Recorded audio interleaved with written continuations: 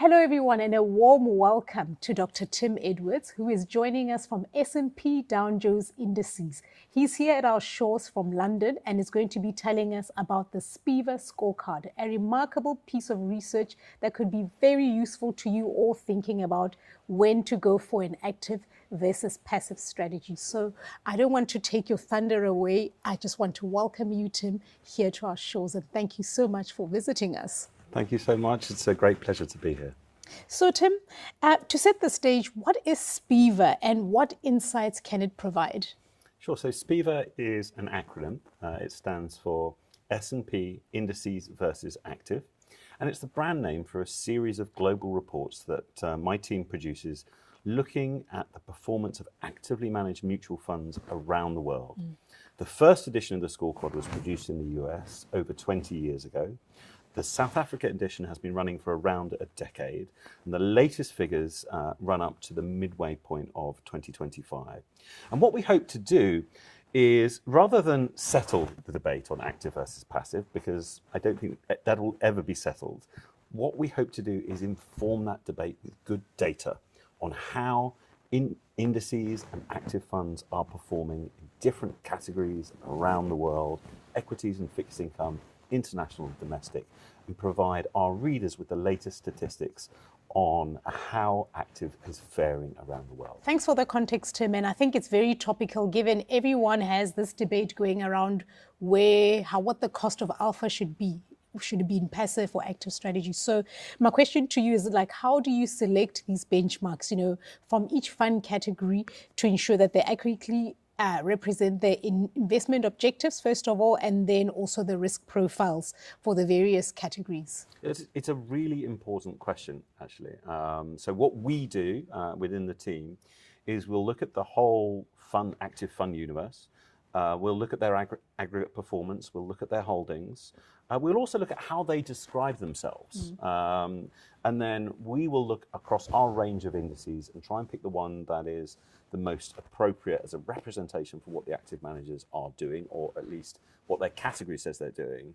But there are nuances. So, for example, in our South Africa SPIVA report, we have, since we began producing that report, in one of the categories, domestic equities, we actually report the performance of active funds differently against two different benchmarks. One is the S&P South Africa 50, which I think is widely recognized as a benchmark, a market reference point, a barometer, something that people look at to see how the overall market is doing. And many funds and investors will compare their performance to the South Africa 50. But it's not necessarily fully representative of what the active funds do. 50 stocks is relatively narrow compared to the broad, or everything that's available. And until very recently, the South Africa 50 also included a relatively hefty allocation to stocks that were listed elsewhere, i.e. they're not available necessarily to domestic shareholders.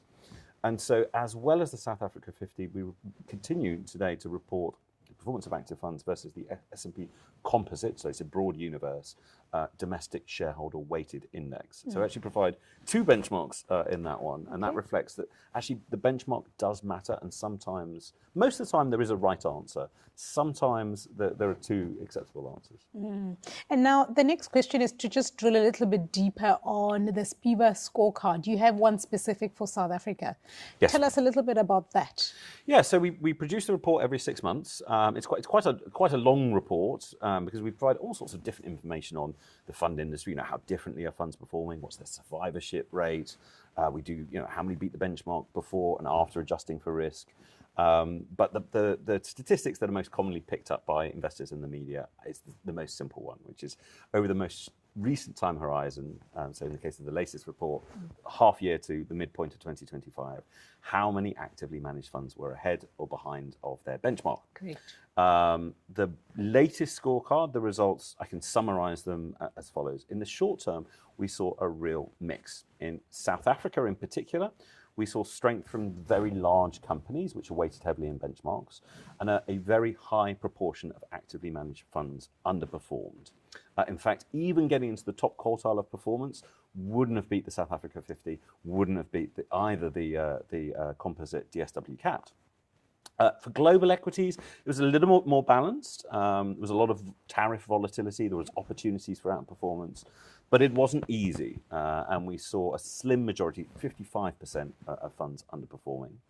And then in fixed income, we saw really different results. So in ultra short dated money market like funds, short-term bonds, we saw a very high proportion outperforming, just 13% underperforming, and almost the opposite in the broader bond market. So a majority underperformance, a strong majority underperformance, 81%, I believe, underperforming the S&P Sovereign South Africa Bond Index. Those are very great insights and data points that support my next question, Tim. So what appears to be driving this outperformance of short-term bonds, particularly given the current economic environment globally and domestically for South Africa? And why is this story so different for domestic equities? So there are some things that are true kind of globally in fixed income when it comes to active versus passive. And they really are drawn into sharp focus in South Africa in the short-term bond category in particular. So our benchmark for the short-term bond category is the SPIVA Composite. It's a ultra-high quality money market rate. What happens somewhat systemically in that fund category in South Africa and to a great extent globally is that the benchmark is ultra high quality. What many managers do is they will include a mix of high quality and lower quality, higher yielding instruments. And provided that there's no major downturn, those high yielding instruments will deliver a higher return. We have seen in South Africa, even this year in early 2025, there have been a few occasions where one or another fund has suffered great challenges from the strategy of looking for more risk.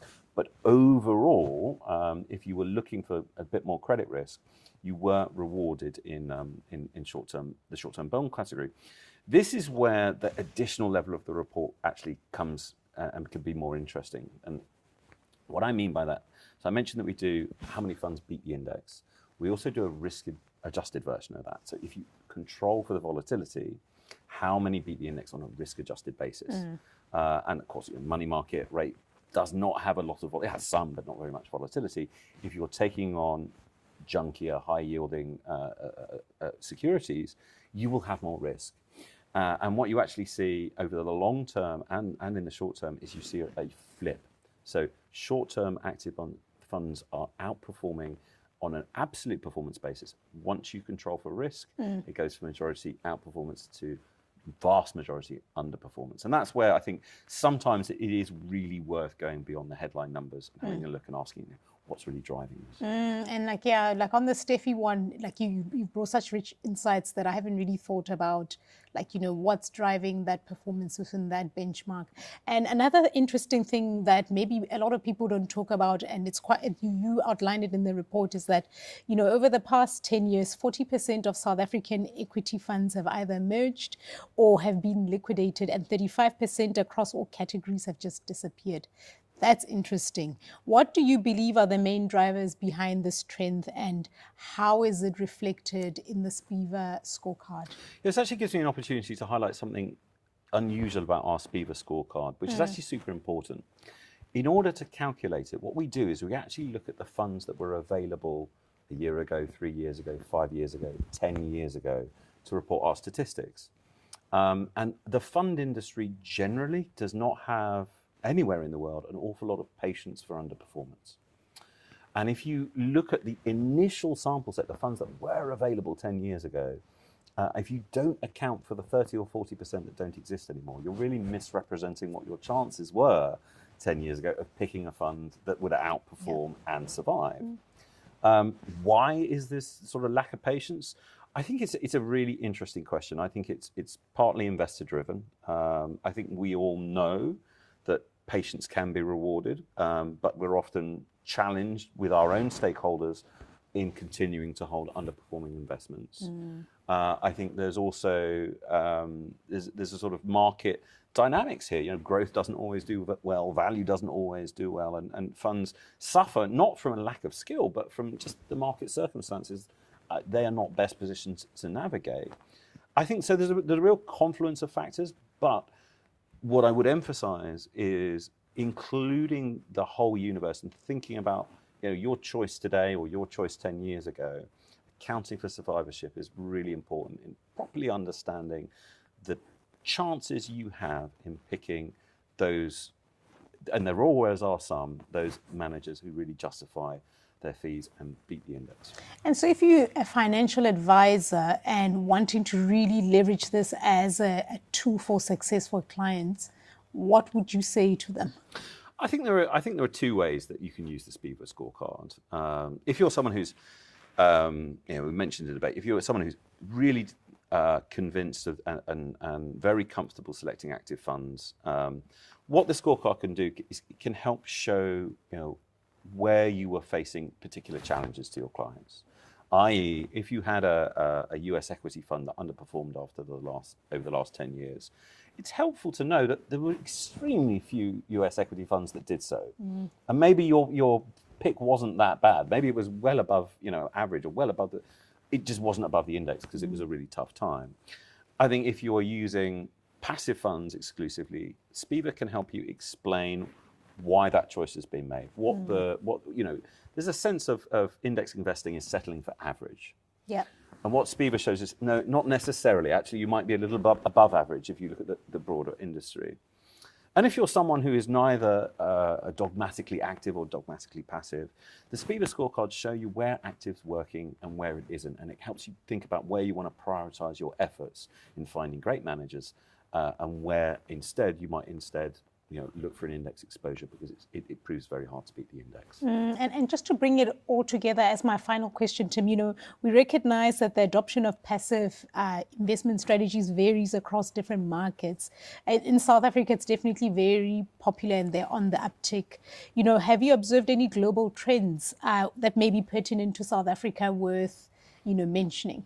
I think so. Certainly there are echoes of the global trend towards index-based investing, passive investing, that are being manifested in South Africa. It is popular. You're also seeing increased interest in the fixed income space, which is, again, something that we're seeing echoed around the world.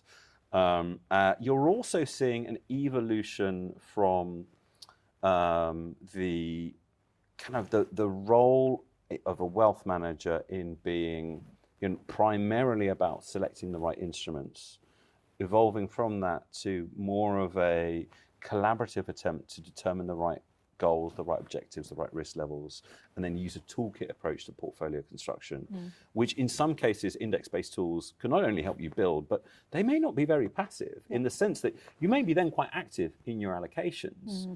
And this focus on liquidity and transparency that, things like ETFs can help achieve or may help achieve, changes the game and changes the way that people can approach the challenge of generating outcomes for their clients that some people think will give them a better chance of success. So I think those are some of the mega trends that I'm seeing relevant here, and it's really exciting for me to come to the region and to meet with people and find out what else I didn't know about the South African markets. Well, excellent. You've certainly unpacked a lot for us. I'm very excited for our viewers who can get first access to this very useful tool that I think will be very valuable now and in the future for them. So thank you very much for joining us, Tim.